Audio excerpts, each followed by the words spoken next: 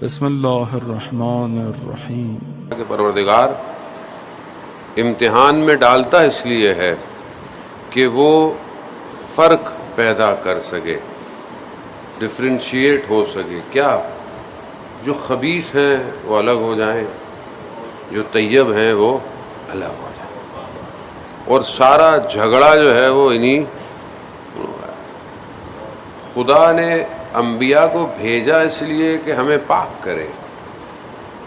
خدا نے بنایا انسان کو۔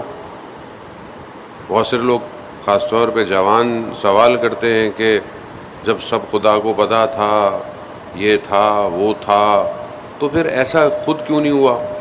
ہمیں خود محنت کیوں کرنی پڑتی ہے جب خدا کو پتہ ہی ہے؟ خدا خالق ہے۔ جب آپ دنیا میں کوئی بھی چیز ظاہری خریدتے ہیں، چھوٹی سی بھی، تو آپ کمپنی سے یہ نہیں پوچھتے کہ اس کا کیمرہ ادھر کیوں نہیں لگایا۔ اس نے بولا لینا ہے لو، نہیں لینا دوسرا لے لو جا کے۔ چھوٹی سی چیز پہ آپ نخرے نہیں کر سکتے، وہ اس کی مرضی ہے۔ اس کا جو ڈیزائنر ہے وہ ویسے ہی بنائے گا۔ اب جو سب سے بڑا ڈیزائنر ہے کائنات کا، مصور ہے، یہ جتنے دنیا میں رنگ ہیں اسی کے ہیں۔ سبقت اللہ ہے، یہ سب رنگ الہی رنگ ہیں، یہ سارے ذہن اللہ کی دین ہے۔ چاہے آپ نے جہاز بنائے، چاہے آپ بلڈنگیں بنائے، چاہے آپ اس سلیکون میں اتنی طاقت کس نے دی کہ وہ ڈیٹا کو سمیٹ سکے؟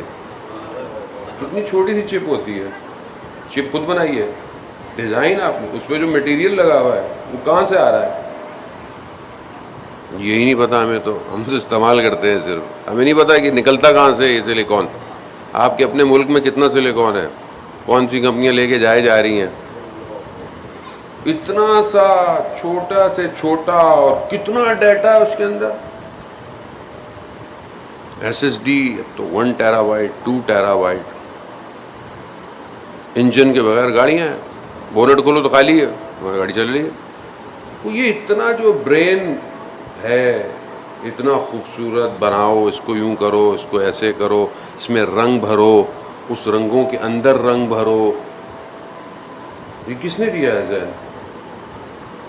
اس پہ تو کوئی اعتراض نہیں ہے۔ جتنی مہنگی بکے گی اتنی خاموشی سے خریدیں گے، کیونکہ وہ اتنا مہنگا ڈیزائنر ہے۔ کبھی پینٹنگز دیکھی ہیں؟ کبھی آپ بہرحال جائیں، کبھی کسی آپ جو نمائش ہوتی ہے پینٹنگ کی، یا شو رومز ہوتے ہیں جہاں تصویریں لگی ہوئی ہوتی ہیں، آپ دیکھیں وہ پینٹر نے 2-4 لائنیں ماری ہوئی ہوتی ہیں۔ جتنی سمجھ میں نہ آئے اتنی مہنگی ہوتی ہے، تو سمجھ میں آ جائے تو پھر تو مطلب آپ کی کیا بات ہے؟ نہیں، وہ آرٹسٹ اتنا بڑا ہے کہ ہمیں سمجھ میں، اس نے بس 3-4 لائنیں ماری ہیں، اور اس کو ڈسکرائب کرنے کے لیے پورے جلسے ہوتے ہیں۔ وہ جس نے رنگ بنائے، اور وہ جس نے اس قابل کیا کہ تم رنگوں کو دیکھ سکو، ذرا سی آنکھ اوپر نیچے ہو جائے، ذرا سا کچھ ہو جائے، کلر بلائنڈ ہو جاتا ہے آدمی۔ کتنی ظرافت سے اس نے آنکھ کو بنایا ہے، ملین کلرز کو آپ فرق پیدا کر سکتے ہیں کہ یہ الگ الگ ہے، الگ الگ۔ ہم خوش ہوتے ہیں نا، وہ اسکرین ایسی ہو موبائل کی یا لیپ ٹاپ کی جس کے اندر اے ہے، HDMI، پتہ نہیں کیا کیا، 4K 8K اور پتہ نہیں کتنے کے اب ہوتا جا رہا ہے معاملہ۔ کس نے کتنا زوم؟ پہلے دھندلا آتا تھا، اب بہت اچھا آتا ہے۔ پہلے مجلس بھی ہلکی جاتی تھی، اب بالکل HD کوالٹی جا رہی ہے۔ خوب یہ کس نے ڈیٹا پیکٹ، بہرحال میں ساری چیزیں پہلے بہت دفعہ کہہ چکا ہوں، لیکن اس کے کام میں اعتراض کرتے ہیں ہم، اور اپنے نقائص والے کاموں میں ہمارا کوئی اعتراض ہی نہیں ہے زندگی کے اندر۔ تو وہ بہتر جانتا ہے تمہارے وجود میں رنگوں کو کیسے بھرنا ہے۔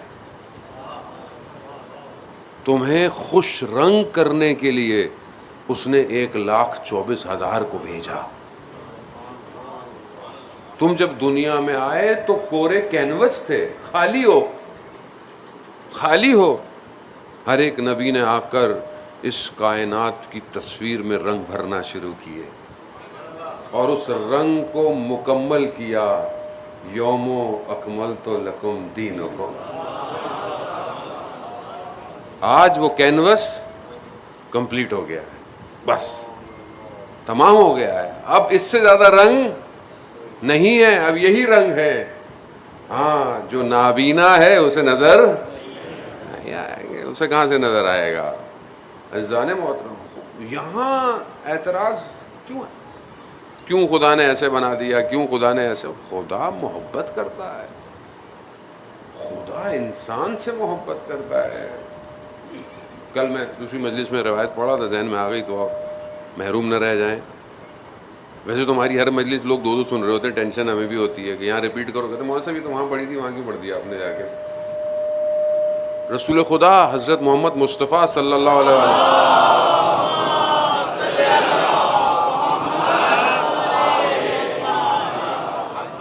آپ جانتے ہیں رسول کتنی اپنی امت سے محبت کرتے، رسول سے زیادہ کوئی امت سے محبت، امت کے والد ہیں، باپ ہیں امت کے، رسول خدا نے اتنی امت سے محبت کی کہ اپنی نمازیں، اپنے سجدے، اپنے قیام کو اتنا بڑھایا کہ خود قرآن جو ہے وہ یہ بیان فرما رہا ہے کہ قم اللیل الا قلیلا، اے رسول کھڑے ہوں رات کو مگر تھوڑا کھڑے ہوں، آپ تو بہت کھڑے ہو رہے ہیں، عبادت کر رہے ہیں، کس کے لیے؟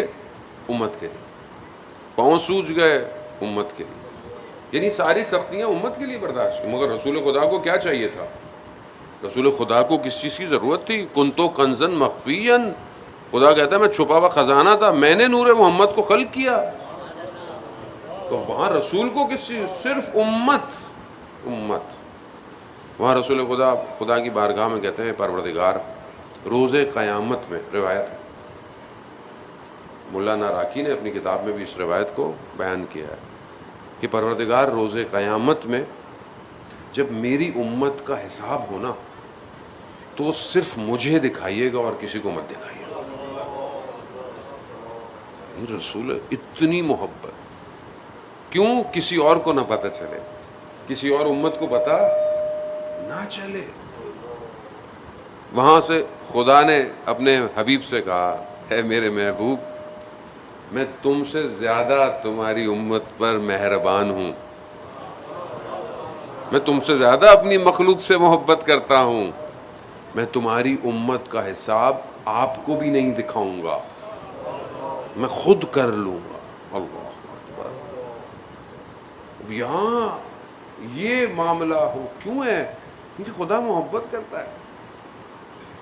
خدا نے جو ہمیں اچھا برے کی چیزیں بھیجی، کیوں بھیجی ہیں؟ خوب اب یہ انسان کا سسٹم ہی ایسا ہے کہ یہ چیزوں کی طرف اٹریکٹ ہوتا ہے، انسان کے اندر ہے، اس کی نیچر کے اندر ہے، آپ اس کی نیچر سے اس کو جدا نہیں کر سکتے۔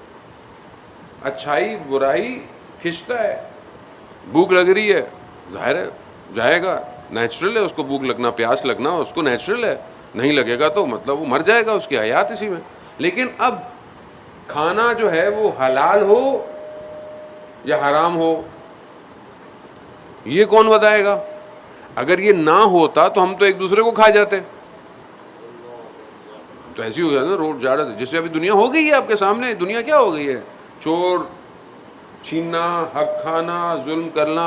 اس لیے تو نبیوں کو بھیجا تھا کہ یہ کنٹرولڈ ہو، تمہاری آزادی تمہارے ناک تک ہے، بس اس سے دوسرے کی ناک پہ جا کے نہیں کر سکتے، یوں نہیں کر سکتے بھائی میں آپ کو یوں کروں، کیوں کر رہے ہو بھائی؟ تمہاری آزادی یہاں تک ہے۔ اس کو کنٹرول کرنے کے لیے تو خدا نے نظام بھیجا۔ بھوک ہے نیچرل، لیکن مردار نہیں کھا سکتے۔ ہاں فقہ میں جہاں مسائل ہیں وہ ایک الگ بات ہے، جہاں پہ کچھ چیزیں ہیں، لیکن آپ حرام نہیں کھا سکتے، آپ کسی کا حق نہیں کھا سکتے، نہیں کھا سکتے، آپ سب چیزیں پی نہیں سکتے جو حلال ہے، حتیٰ وہ پانی جو وضو کے لیے ہو یا پینے کے لیے ہو، اس سے آپ وضو نہیں کر سکتے۔ یہ کون سے کھائے گا؟ یہ ظاہر ہے یہ خدا نے جو بھیجے نمائندے، اس کا